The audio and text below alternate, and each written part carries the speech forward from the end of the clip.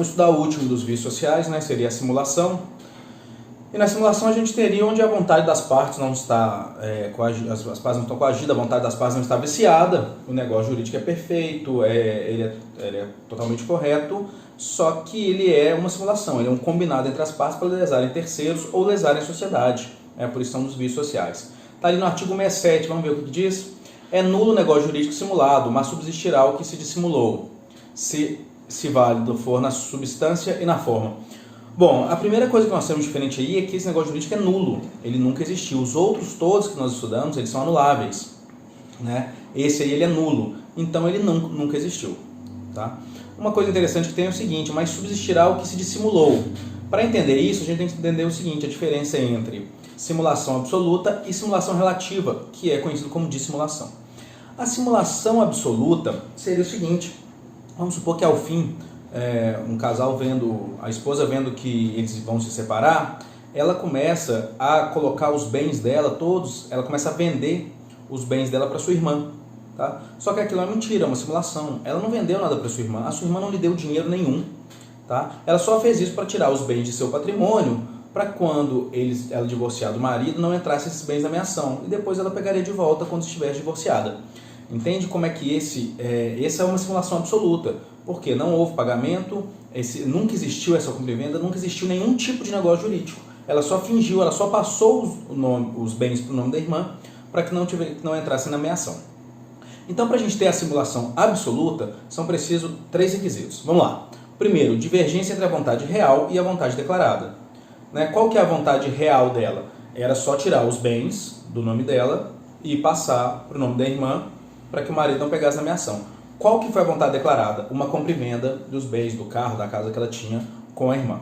O conluio entre os contratantes. Nesse caso, ela conversou com a irmã dele e falou, eu vou fingir que estou te vendendo isso, você finge que recebeu, põe no seu nome, só até eu me divorciar dele, depois de um tempo, quando a poeira baixar aí, eu volto meu nome, mas quem está usufruindo é ela, sempre o carro ficou com a irmã que iria se divorciar. Então, sendo assim, existe aí esse segundo item, conluio entre os contratantes. E o terceiro é o intuito de enganar terceiros. Nada mais claro do que, neste caso, né, o intuito das duas, né, e principalmente da irmã, seria enganar o esposo, se tornaria ex-esposo, para que ele não entrasse na meação desses bens que ela passou para o nome da irmã. Então, nesse exemplo que eu dei, nós temos esses três requisitos, e por isso é uma simulação absoluta. Na simulação relativa, nós temos aí, podemos até encaixar 3 desses requisitos, ou 2 deles, vamos ver como funciona. Eu vou dar um exemplo. Um pai que quer passar um dos seus bens para o seu filho único, só que ele sabe que a doação gera impostos muito mais altos do que a compra e venda. Então o que ele faz? Ele faz uma simulação de compra e venda. Ele simula que vendeu, o filho dele simula que pagou, mas na verdade o filho dele nunca pagou um centavo por aquilo, era uma doação. Então ele só entregou aquele bem para o filho dele, como doação. E aí eles colocaram o nome de compra e venda para fugir dos impostos. O que acontece, gente, nesse caso?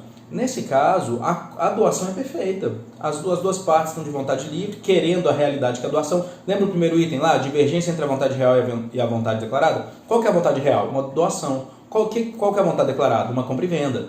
O conluio dos contratantes, sim, eles estão em conluio. Ele quer comprar e o outro quer vender. E o terceiro, o intuito de enganar terceiros. Sim, nesse caso, o intuito de enganar o fisco, né? De enganar a sociedade aí, pagando menos impostos. Mostrando-se isso, o que vai acontecer? Esse negócio pode subsistir sim, porque a compra e venda é nula. Vejam bem isso, ela não é anulável. Essa compra e venda entre o pai e o filho ela é nula, ela nunca existiu. Mas vai subsistir a doação, porque ela é perfeita. E aí eles vão pagar os impostos em cima de doação, e essa doação pode subsistir. Ok? Por que ela só pode subsistir? Porque ela não é uma simulação relativa. Aliás, porque ela é uma simulação relativa, e não uma simulação absoluta. Onde não há nem transferência de bem, onde não há compra e venda nenhuma, não há passagem de valores ou que seja, nesse caso de transmissão nenhuma, nesse caso da simulação relativa existiu, ele realmente passou o bem dele para o nome do filho, só que em vez de colocar doação, que seria o imposto mais alto, ele colocou compra e venda, fez uma simulação, então ele vai subsistir, e é o que diz o artigo, olha lá, o 167 fala o seguinte, é nulo o negócio jurídico simulado, então lembrando, é nulo, mas subsistirá o que se dissimulou, se for válido se válido for na substância e na forma. O que seria isso, válido for na substância e na forma? É o que a gente estudou exaustivamente. É o agente capaz, vontade livre, objeto lícito, possível, determinado ou determinável, né? Então essa é a substância que está dizendo aí. E na sua forma, qual que é a forma? A forma prescrita ou não defesa em lei. É proibido o que eles fizeram, essa doação? Filho único, pai? Não é proibido. A forma não não é defesa em lei, o objeto é válido, tudo isso os agentes eram capazes. Então, se tudo isso estava preenchido, a doação vai subsistir. Mas a compra e venda é nula, ela nunca existiu, não anulável. E como é nula, gente, não tem prazo, né? A gente estava vendo os prazos de 4 anos para entrar com a ação de anulação dos outros, né? Nesse caso aqui não, nesse caso como é nulo, não tem prazo para entrar. A qualquer momento pode ser declarada a nulidade, né, dessa simulação.